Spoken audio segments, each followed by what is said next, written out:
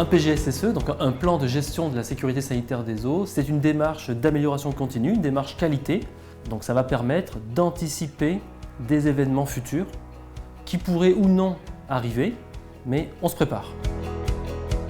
On s'est lancé dans le PGSSE en 2020 parce qu'il est très important de maîtriser les risques dans une mission comme celle de la distribution de l'eau potable. Et puis c'est un moyen de s'auditer, de se questionner quels sont les risques potentiels, que ce soit au niveau de notre forage, que ce soit ici à l'usine d'eau potable, au réservoir, sur nos réseaux. On est sur un service très énergivore. Donc le risque, c'est type tempête 99, une coupure d'électricité pendant 3, 4, 5 jours.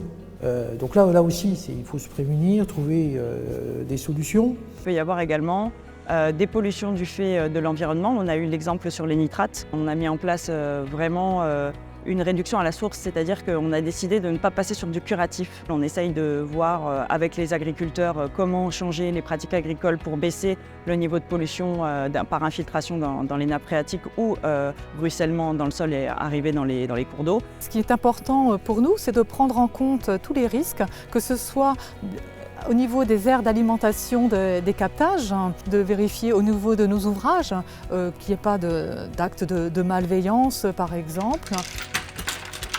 Veuillez acter votre présence dans les 30 secondes. Et puis, on va aller aussi sécuriser la partie distribution de l'eau jusqu'au robinet de l'abonné. C'est ce qu'on appelle, nous, notre stratégie multi-barrière. Et dans le souci de la cybersécurité aussi. C'est important. Donc on est obligé de travailler de plus en plus avec nos services informatiques pour sécuriser l'ensemble, pour éviter toute intrusion.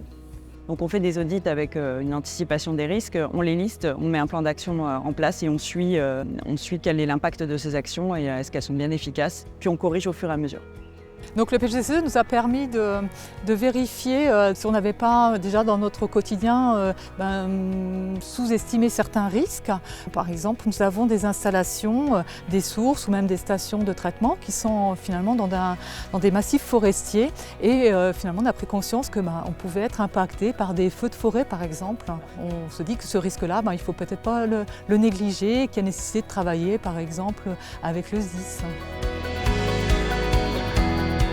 Le lien que nous faisons avec la télégestion, qui est le cœur même du travail au syndicat, permet de réagir en permanence, donc 24 heures sur 24, nous sommes connectés et à tout incident, nous devons répondre.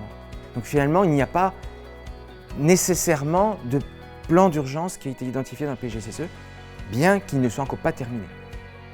Le PGSSE est un plan d'anticipation des crises. On regarde à tous les points où il peut y arriver des risques.